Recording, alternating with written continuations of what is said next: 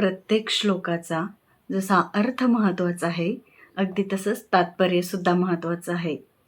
आता जो श्लोक मी तुम्हाला ऐकवणार आहे, त्या श्लोकाचं तात्पर्य अतिशय मोठं आहे. जर तुम्हाला श्लोकाचा अर्थ आणि त्यामागे काय बोध आहे, काय तात्पर्य आहे, हे जाणून घ्यायचं असेल, तर व्हिडिओ शेवटपर्यंत पहा आणि मन लावून पहा. नमस्कार, मी तुम्हाला ऐकवत आहे भगवद्गीता. भगवद्गीतेतील अध्याय 2 सांख्ययोग, श्लोक क्रमांक 39. एषा तेभिहिता सांख्ये बुद्धिर्योगे त्विमां शृणु बुद्ध्या युक्तो यया पार्थ कर्मबंधं प्रहास्यसि. अर्थ: आत्तापर्यंत या ज्ञानाचे पृथक्करणात्मक माहिती मी तुला सांगितली आहे. आता मी निष्काम कर्म कसे करावे याचे वर्णन करतो. ते ऐक. हे पार्थ, या ज्ञानाच्या आधारे कार्य केल्याने तू कर्मबंधनातून मुक्त होऊ शकशील. तात्पर्य: वैदिक शब्दकोश निरुक्ती यात म्हटल्याप्रमाणे सर्व गोष्टींचे विस्तृत वर्णन करणारी गोष्ट म्हणजे संख्या होय, आणि जीवात्म्याच्या स्वरूपस्थितीची माहिती सांगणारे तत्वज्ञान म्हणजे सांख्य तत्वज्ञान होय. योग इंद्रिय निग्रहांशी संबंधित आहे. अर्जुनाचा युद्ध न करण्याचा प्रस्ताव हा इंद्रिय तृप्तीवर आधारित होता. आपले आद्य कर्तव्य विसरून त्याला युद्धापासून परावृत्त व्हायचे होते, कारण धृतराष्ट्रपुत्र, चुलते, बंधू इत्यादींची हत्या करून उपभोग घेण्यापेक्षा त्यांची हत्या न करताच आपण सुखी होऊ असे त्याला वाटत होते. दोन्ही गोष्टी मूलतः इंद्रिय तृप्तीवरच आधारित होत्या. बुद्धी आणि कर्तव्याचा त्याग केला तरीही नातलगांवर विजय प्राप्त करून मिळणारे सुख आणि नातलगांना जिवंत पाहून मिळणारे सुख, ही दोन्ही सुखे वैयक्तिक इंद्रिय तृप्तीवर आधारित आहेत. म्हणून श्रीकृष्णांना अर्जुनाला सांगावयाचे होते की आपण पितामहाच्या शरीराचा वध केल्याने तो त्यांच्या आत्म्याचा वध करणार नव्हता. पुढे ते सांगतात की मज भगवंतासहित सर्व उपस्थित व्यक्तींचे स्वत्व नित्यच असते. सर्व व्यक्तींना भूतकाळात स्वत्व होते, वर्तमान काळात स्वत्व आहे आणि भविष्य काळातही सर्वांचे स्वत्व अबाधितच राहील, कारण जीवाला सनातन काळासाठी स्वत्व आहे. आपण केवळ विविध प्रकारे देहांतर करीत राहतो, परंतु वास्तविक भौतिक बंधनातून मुक्त झाल्यावरही आपण आपले स्वत्व अबाधित ठेवतो. आत्मा आणि शरीराचे पृथक्करणात्मक ज्ञान भगवान श्रीकृष्णांनी अत्यंत विस्तृतपणे सांगितले आहे. आत्मा आणि शरीर यांच्याविषयी विविध दृष्टिकोनातून सांगण्यात आलेल्या तत्वज्ञानालाच निरुक्ती शब्दकोशाप्रमाणे सांख्य तत्वज्ञान असे या ठिकाणी म्हणण्यात आले आहे. तोतया कपिलांच्या सांख्य तत्वज्ञानाच्या या सांख्य तत्वज्ञानाशी काडीमात्रही संबंध नाही. नास्तिक कपिलांच्या सांख्य तत्वज्ञानाच्याही फार पूर्वी भगवान श्रीकृष्णाचे अवतार मूळ भगवान कपिल यांनी श्रीमद भागवतात आपली माता देवहूतीला सांख्य तत्वज्ञान सांगितले होते. त्यांनी स्पष्टपणे सांगितले आहे की पुरुष किंवा परमेश्वर हेच कर्ता आहेत आणि प्रकृतीवर दृष्टिक्षेप टाकून ते सृष्टीची निर्मिती करतात. या गोष्टीचा वेद आणि गीता स्वीकार करते. वेदामधील वर्णनांवरून आपल्याला कळून येते की परमेश्वराने प्रकृतीमध्ये केवळ दृष्टिक्षेपाद्वारे अनुरूप जीवात्मे प्रवेशित केले.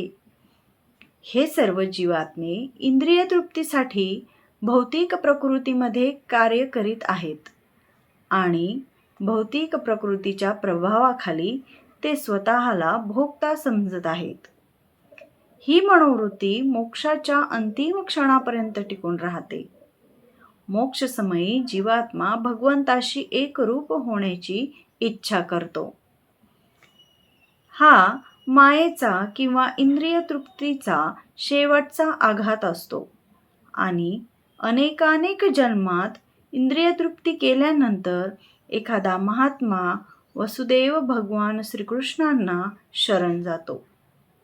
या प्रकारे त्यांची परमसत्य प्राप्तीची इच्छा पूर्ण होते. अर्जुनाने पूर्वीच श्रीकृष्णांना शरण जाऊन त्यांचा आध्यात्मिक गुरु म्हणून स्वीकार केला आहे.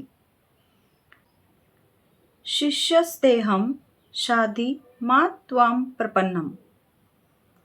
म्हणून आता भगवान श्रीकृष्ण याला बुद्धियोग किंवा कर्मयोग युक्त होऊन कसे कार्य करावे याविषयी सांगतील. दुसऱ्या शब्दात सांगायचे तर केवळ भगवंताच्या संतुष्टीकरिता भक्तियोगाचे आचरण कसे करावे याचेच ते वर्णन करतील. या बुद्धियोगाचे विस्तृत वर्णन प्रत्येकाच्या हृदयात परमात्मा म्हणून वास करणाऱ्या भगवंताशी प्रत्यक्ष संबंध असे करण्यात आले आहे. मात्र हा प्रत्यक्ष संबंध भगवत भक्तीविना स्थापित होऊ शकत नाही. म्हणून जो भगवंताच्या भक्तिमय किंवा दिव्य प्रेममय सेवेमध्ये, दुसऱ्या शब्दात कृष्ण भावनेमध्ये स्थित झाला आहे, त्यालाच भगवंताच्या विशेष कृपेमुळे या बुद्धियोगाची प्राप्ती होऊ शकते. यासाठी भगवंत म्हणतात, दिव्य प्रेमामुळे भगवत भक्तीमध्ये नित्य रममाण झालेल्या भक्तांना मी भक्तिमय प्रेमाचे शुद्ध ज्ञान प्रदान करतो. या प्रकारे भक्त सहजरित्या नित्य आनंदीमय अशा भगवतधामाची प्राप्ती करू शकतो. याप्रमाणे या श्लोकात सांगण्यात आलेला बुद्धियोग म्हणजे भगवत भक्ती होय आणि या ठिकाणी उल्लेख केलेल्या सांख्य शब्दाचा तोतया कपिलांच्या सांख्य तत्वज्ञानाशी काडीमात्रही संबंध नाही. यासाठी या ठिकाणी उल्लेख करण्यात आलेल्या सांख्य योगाचा नास्तिक सांख्य तत्वज्ञानाशी संबंध आहे अशी कोणतीही चुकीची धारणा करून घेऊ नये. तसेच त्या काळी नास्तिक सांख्य तत्वज्ञानाचा काही प्रभावही नव्हता आणि भगवान श्रीकृष्ण अशा निरीश्वरवादी भोंदू तत्वज्ञानाचा उल्लेख करणे शक्य नाही. वास्तविक सांख्य तत्वज्ञानाचे वर्णन भगवान कपिलांनी श्रीमद भागवतात केले आहे, पण त्याचाही वर्तमान विषयाशी मुळीच संबंध नाही. या ठिकाणी सांख्य म्हणजे शरीर आणि आत्म्याचे पृथक्करणात्मक विवेचन आहे. केवळ अर्जुनाला बुद्धियोग किंवा भक्तियोग प्रत आणण्यासाठी भगवान श्रीकृष्णांनी आत्म्याचे विस्तृत विवेचन केले आहे. म्हणून भगवान श्रीकृष्णाचे सांख्य आणि भगवान कपिलांचे भगवद्गीतेतील सांख्य तत्वज्ञान एकच आहे. तो सर्व भक्तियोगच आहे. यासाठी भगवान श्रीकृष्ण म्हणतात की अल्पबुद्धी लोकच सांख्ययोग आणि भक्तियोग यामध्ये भेद करतात. अर्थात नास्तिक सांख्ययोगाचा भक्तियोगाशी मुळीच संबंध नाही. तरीसुद्धा अज्ञानी लोक म्हणतात की नास्तिक सांख्ययोगाचाच उल्लेख भगवद्गीतेत केला आहे. यास्तव मनुष्याने जाणले पाहिजे की बुद्धियोग म्हणजे पूर्ण ज्ञान आणि पूर्ण ज्ञानयुक्त कृष्ण भावनेमध्ये कार्य करणे होय. असे कार्य कितीही दुष्कर असले तरी जो केवळ भगवंताच्या संतुष्टीकरिता कार्य करतो तो बुद्धियोगाच्या तत्वांद्वारे कार्य करीत असतो. त्यामुळे तो नित्य दिव्यानंदामध्ये रममाण असतो. अशा दिव्य कार्यामुळे भगवत कृपेने एखाद्याला आपोआप दिव्य ज्ञानाची प्राप्ती होते. यामुळे ज्ञानप्राप्तीसाठी अतिरिक्त प्रयास न करताही त्याची मुक्तता होते. कृष्ण भावनाभवित कर्म आणि सकाम कर्म यात विशेष कुटुंब प्राप्ती किंवा भौतिक सुख प्राप्ती करून इंद्रिय तृप्तीसाठी केलेल्या कर्मामध्ये बराच भेद आहे. म्हणून आपण जे कर्म करतो त्या कर्माचा बुद्धियोग हा देवी गुण आहे.